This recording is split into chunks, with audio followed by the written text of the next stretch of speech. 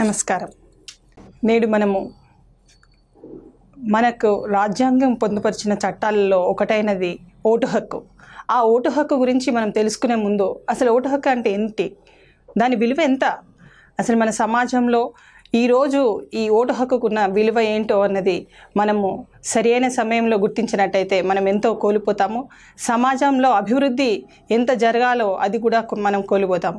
5 సంవత్సరాల పరిపాలన వ్యవస్థలో మనం ఏం చేస్తున్నాం, ఒక సామాజిక ఒక పౌరుడిగా మనము ఈ సమాజంలో ఉంటూ మన యొక్క బాధ్యతను విస్మరించినట్టయితే ఈ సమాజానికి మనము ఎంతో చేయవలసింది కూడా మనం చేయలేకపోతాము. కాబట్టి ఈ ఓటు విలువను తెలుసుకునే ముందు మనకు అసలు ఓటు విలువ ఉందా, రాజ్యాంగంలో పొందుపరిచిన చట్టాల్లో అసలు ఓటుకు విలువ ఎంత అన్నది అది ఏంటి, దాని గురించి మనము కొంత తెలుసుకుందాము.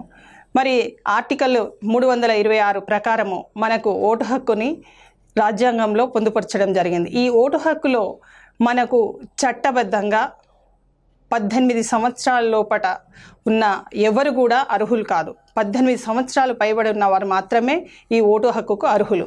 అంటే ఇంత గతంలో 21 సంవత్సరాలు ఉన్న వారికి ఈ ఓటు హక్కు ప్రతిపాదన ఉండేది.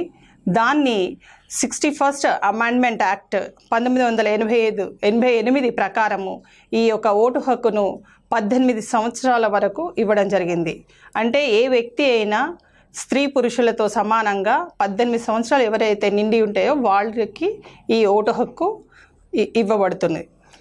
ఈ ఓటు హక్కుని మనము పొందడానికి మనం ఎలక్షన్ కమిషన్ ద్వారా నోటిఫికేషన్ ఎప్పుడైతే జారీ చేయబడుతుందో ఎలక్షన్స్ ముందు అప్పుడు మనం అప్లికేషన్ చేసుకోవడం జరుగుతుంది. సాధారణంగా మనకు ఎప్పుడైతే 18 సంవత్సరాలు నిండుతాయో అప్పుడు మనం ఎలక్షన్ కమిషన్ ద్వారా మనము ఓటు హక్కుని ఆన్లైన్లో కానివ్వండి లేకుంటే అప్లికేషన్స్ ద్వారా చేసుకోవచ్చు. కానీ చాలామంది యువత తమ ఓటు హక్కుని వినియోగించుకోకుండా తమ అభివృద్ధి పైన అంటే స్టడీస్ పైన ఎక్కువ కాన్సన్ట్రేషన్ చేయడమే జరుగుతుంది. కానీ ఈ రాష్ట్రంలో ఈ దేశంలో ఏం జరుగుతుంది, మన బాధ్యత ఏంటి అనేది చాలా మటుకు మర్చిపోవడం జరుగుతుంది. మన బాధ్యత ఏంటి, అసలు ఈ సమాజానికి మనం చేయవలసింది ఏంటి.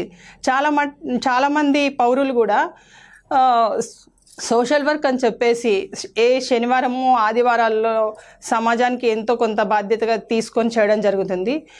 అది ఒక వైపు మాత్రమే. మరోవైపు అభివృద్ధి, అసలైన అభివృద్ధి అంటే ఎనాక్ట్మెంట్స్ కానివ్వండి, ఏదైనా కానీ సమాజానికి ఏది చెయ్యాలో అన్న ఒక ప్రతిపాదన జరిగితే అది లెజిస్లేటివ్ ద్వారా కానివ్వండి లేకుంటే పార్లమెంట్లో చేసిన ఆ వ్యవస్థలో జరుగుతున్న మార్పులకు ఈ యొక్క సమాజంలో అనేకమైన అభివృద్ధి మార్పులు వస్తుంటవి. ఆ అభివృద్ధి మార్పులు పార్లమెంటులో ఉమ్మడిగా రాజ్యసభ కానీ లోక్సభ కానీ తీసుకునే నిర్ణయాలు ఏదైతే ఉంటాయో అవి మన సమాజం పైన చాలా ప్రభావితం అవుతున్నాయి. ఎందుకంటే ఫైనాన్షియల్ ఆస్పెక్ట్లో కానివ్వండి, సామాజిక ఆస్పెక్ట్లో కానివ్వండి, కల్చరల్గా కానివ్వండి, ఏ విధమైన ఎక్కడ ఏ కోణంలో తీసుకున్నా కానీ అక్కడ ఏదైతే నిర్ణయాలు తీసుకోబడతావో ఆడ సిగ్నేటరీస్ ఎవరైతే ఉంటారో వారి యొక్క ప్రభావమే మన యొక్క రాష్ట్ర అభివృద్ధి జరుగుతుంది. మరి ఇక్కడ కూడా లెజిస్లేటివ్ అసెంబ్లీకి వెళ్ళే ప్రతి ఒక్క ఏ నాయకుడు అయితే వస్తారో వాళ్ళు కూడా అక్కడ తీసుకునే ప్రతి నిర్ణయం కూడా మన యొక్క సమాజంలో అంటే మన కమ్యూనిటీ డెవలప్మెంట్ అనేది చాలా మటుకు ఉపయోగపడుతుంది. అంటే 5 సంవత్సరాల పరిపాలన వ్యవస్థని ఒక ఓటు హక్కు కదిలిస్తుంది.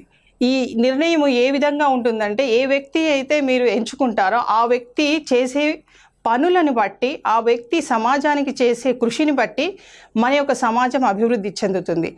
ఈ యొక్క సమాజంలో ఏంటి ఏ ఆస్పెక్ట్లో అభివృద్ధి చెందుతుంది అని అంటే ఫైనాన్షియల్ ఆస్పెక్ట్ కావచ్చు, కుటుంబం కావచ్చు, ఒక కంపెనీ కావచ్చు, లేకుంటే ఒక బడుగు బలహీన వర్గాలకు చెందిన అనేకమైన స్కీమ్స్లలో అభివృద్ధి చెందవచ్చు. అంటే ఒక వ్యక్తి ఒక నాయకుడు తీసుకునే ఏదైతే ఉంటుందో నిర్ణయాధికారిగా ఆ వ్యక్తి తీసుకునే ఒక అంశాలపైన ఈ యొక్క సమాజ అభివృద్ధి చాలా మటుకు ఆధారపడి ఉంది. అంటే మనము వేసే ఒక చిన్న ఓటు, ఒక 2 నిమిషాలలో మనం వేసే చిన్న ఓటుకి మన ప్రాంతంలో ఉన్న ప్రతి అభివృద్ధి దశని సూచిస్తుంది. అంటే మీరు చేసే ప్రతి పని కూడా ఒక కుటుంబము ఆధారపడి ఉంది. అక్కడ ఉన్న యువత ఆధారపడి ఉంది, మహిళలు ఆధారపడి ఉన్నారు, సీనియర్ సిటిజన్స్ ఆధారపడి ఉన్నారు, మరియు సమాజ నిర్మాణం ఆధారపడి ఉన్నది. అంటే ఇన్ని అంశాలు కూడా మీ యొక్క ఓటు హక్కు ద్వారా మీరు మంచితనంతో మంచి వ్యక్తికి కనుక ఉపయోగించినట్టయితే ఆ ఓటు హక్కు ఈ సమాజం మారడానికి, ఈ సమాజంలో అనేకమైన మార్పులు రావడానికి, మార్పుతో పాటు అభివృద్ధి జరగడానికి వీలుగా ఉంటుంది. సో మనం వేసే ప్రతి అడుగు సూక్ష్మంగా ఒక సూదిలో దారము, ఎంత సన్నని సూదిలో దారాన్ని మనము కంటి చూపుతోని మనం వేయగలుగుతామో అదేవిధంగా మనము ఎన్నుకునే వ్యక్తి కూడా అంతే దృఢమైన నిర్ణయాధికారి అయి ఉండాలి. మన సమాజం కోసము పనిచేసే అధికారి ఉండాలి. ఆ వ్యక్తికి ఎక్కువ శాతం కరప్షన్ ఒక గుణాలు ఉండకూడదు. అలాంటివన్నీ కూడా మంచి ఒక సద్గుణాల గల వ్యక్తిని మనం ఎంచుకునే ప్రయత్నాన్ని మనం చేయాలి. ఈ ఓటు హక్కు ద్వారా మీరు చేసే చిరు ప్రయత్నము ఈ దేశ అభివృద్ధియే కాదు, రాష్ట్ర అభివృద్ధియే కాదు, జిల్లా అభివృద్ధి మరియు ఒక గ్రామ అభివృద్ధి ఆధారపడి ఉంది. ప్రతి ఒక్క వ్యక్తి యొక్క జీవితము ఒక ఓటు హక్కు మీద ఉంది. ఆ ఓటు హక్కును మీరు వినియోగించుకున్నట్టయితే తప్పకుండా ఈ దేశ అభివృద్ధి సాధ్యమవుతుంది.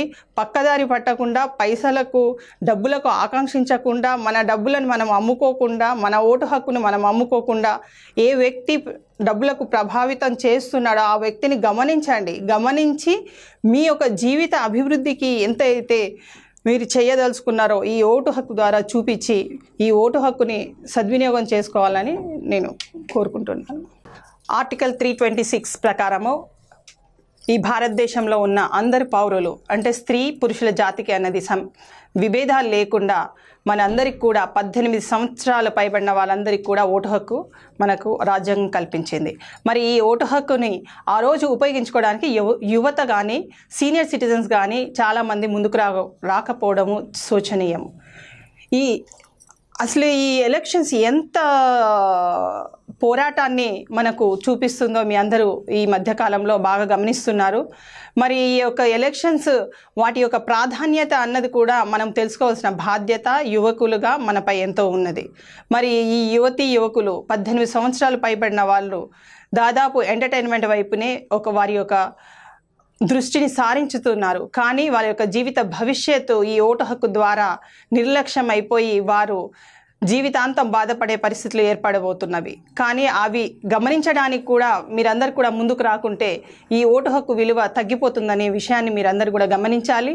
మరి 100% వరకు ఓటును ఉపయోగించుకొని ముందుకు రావాల్సిన ప్రతి ఒక్క పౌరులు ఈరోజు 60% వరకే వస్తున్నారు. అంటే 40% మంది ఎక్కడికి వెళ్తున్నారు? మరి అసలు వాళ్ళు ఏం చేస్తున్నారు ఎవ్రీడే? కేవలం మన మొబైల్లలో మనం యాప్లని చూసుకోవడానికి మన యొక్క జీవితాన్ని వృధా చేసుకుందామా, లేక మన యొక్క భవిష్యత్తు నిర్మాణాన్ని చేసుకోవడానికి ఈ ఓటు హక్కుని రాజ్యాంగం కల్పించిన ఆర్టికల్ 326 ప్రకారము మన యొక్క భవిష్యత్తు నిర్ణయాన్ని మనం తీసుకోవడానికి ముందుకు వెళ్దామా? మరి ఏ విషయాలలో మనము శ్రద్ధ చూపిద్దామన్న విషయాన్ని మీరందరూ కూడా గమనించాలి. మనము కనుక ఈ ఓటు హక్కుని ఈసారి కనుక ఒక బంగారు బాటని మనం ఎంచుకోవడానికి కనుక ఉపయోగించుకున్నట్టయితే అది ఎంతో మన యొక్క భవిష్యత్తు నిర్మాణాన్ని చేయగలుగుతాము. మరి ఈ యొక్క ఓటు హక్కుని వినియోగించుకోవడానికి మనము ఏ రోజైతే ఎలక్షన్స్ మనకు ప్రతిపాదన జరిగిందో ఆ యొక్క ఎలక్షన్స్ రోజు ప్రతి ఒక్కరు కూడా అది ఒక హాలిడే కింద తీసుకొని జాలీడే కింద వెళ్ళకుండా మన భవిష్యత్తు నిర్మాణాన్ని, మనం ఆర్థిక వ్యవస్థని, మన యొక్క సామాజిక వ్యవస్థని, మన రాజకీయ వ్యవస్థని, మన యొక్క రాష్ట్ర అభివృద్ధిని, మన దేశ అభివృద్ధిని దానిని దృష్టిలో పెట్టుకొని గతంలోనైతే ఒక వ్యక్తి, ఒక పౌరుడు ఓటు వేయకుంటే నేను చచ్చిన వాడితో సమానంగా భావించే ఆ రోజులు మనం చూసాము. కానీ ఈరోజు ఓటు వేయకుంటే ఏమవుతుంది, నాదేం పని అని చెప్పేసి ఈ విధంగా మాటలు చెప్పుకుండా యువత తమ నిర్లక్ష్య వ్యవహరించడం నిజంగా శోచనీయము. దయచేసి యువత మేలుకోండి, ఇకనైనా తమ ఓటును వినియోగించుకోండి. మన దేశ నిర్మాణానికి మీరు ముందుకు వచ్చినట్టయితే ఉంటే మనము ఏ వ్యక్తిని ఎన్నుకుంటున్నాము అన్నది చాలా ముఖ్యమైన అంశము. ఆ వ్యక్తిని ఎన్నుకోవడంలో మనము చేసే చిన్న పొరపాటు, ఓటు వేయకుండా చేసే చిన్న పొరపాటు ఈ దేశాన్ని వినాశనం వైపు నడిపిస్తుంది. మరి ఆ వినాశనం వైపు నడిపించుకుందామా మన దేశాన్ని, లేక మన అభివృద్ధి వైపు నడిపించుకుందామా అని చెప్పేసి కూడా మనమందరం కూడా ఒక ప్రతిజ్ఞ తీసుకొని మన దేశాన్ని ఒక ఉజ్వల భవిష్యత్తును ఇద్దాము. మన దేశానికి ఒక పౌరుడిగా నేను చేసే కర్తవ్యం ఇది ఒకటి, చిన్న ఓటు. 2 నిమిషాలకు మీరు లోపటకు వెళ్ళి మీరు ప్రెస్ చేసే బటన్ జస్ట్ 1 మినిట్ కంటే చాలా తక్కువ, 1 సెకండ్ కూడా అని చెప్పచ్చు.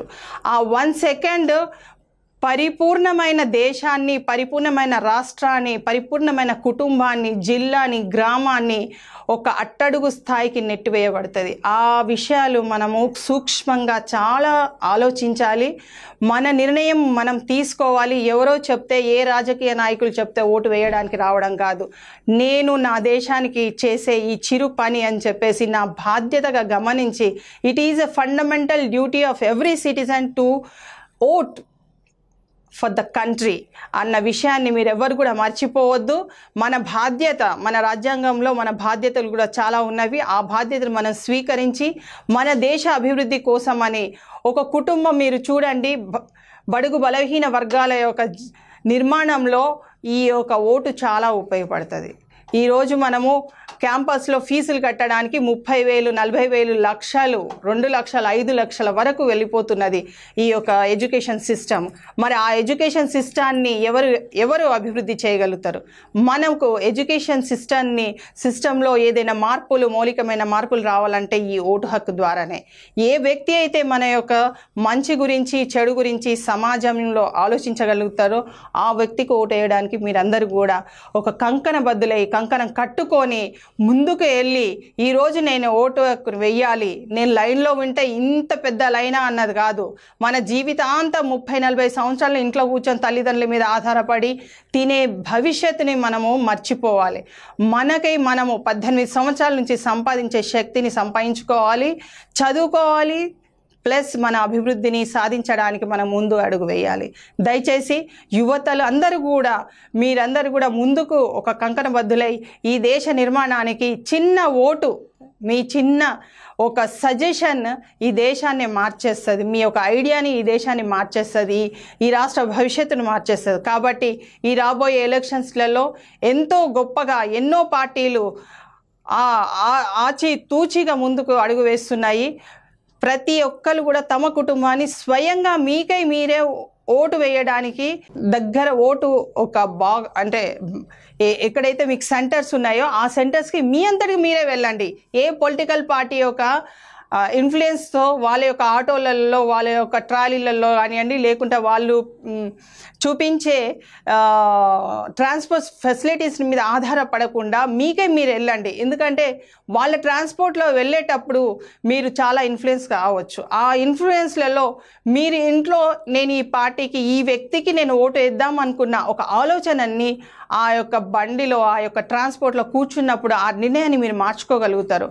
మార్చుకొని ఆ లోపలికి వెళ్ళిన తర్వాత డెఫినెట్గా మీ యొక్క మార్పు అన్నది ఆ ఓటు ప్యాటర్న్ మీద ఇన్ఫ్లుయెన్స్ అయి ఉంటుంది. కాబట్టి ఆ ఇన్ఫ్లుయెన్స్ కాకుండా స్వయంగా మీరే బండి మీద మీరే నడుచుకుంటూ వెళ్ళి ఆ బూత్లోకి వెళ్ళి మీరు ఆ ఓటుని, మీ యొక్క కార్డుని తీసుకొని వెళ్ళి మీ యొక్క ఓటుని మీరు తప్పకుండా, మీ విలువైన ఓటుని మీరు తప్పకుండా ఈ దేశ బంగారు భవిష్యత్తుకు నిర్మాణానికి ఉపయోగించాలని, మరి మీతో పాటు మీ కుటుంబాన్ని కూడా మీరు తీసుకొని వెళ్ళి ఆ రోజు మీరు చిన్నగా మీరు టైం ఇచ్చి, తల్లిదండ్రులు పెద్దవాళ్ళైతే వాళ్ళకు కూడా టైం ఇచ్చి వాళ్ళని సరైన టైంలో భోజనం చేయించి ఆ యొక్క సెంటర్కి కనుక మీరు బూత్ సెంటర్కి కనుక తీసుకొని వెళ్ళినట్టయితే తప్పకుండా ఈ రాబోయే ఎలక్షన్ ఒక మంచి మార్పును గోలే ఎలక్షన్గా భావించవచ్చు. మరి ఈ ఓటు హక్కును మీరందరూ కూడా ఉపయోగించుకుంటారని చెప్పేసి మనవి చేస్తూ ధన్యవాదాలు.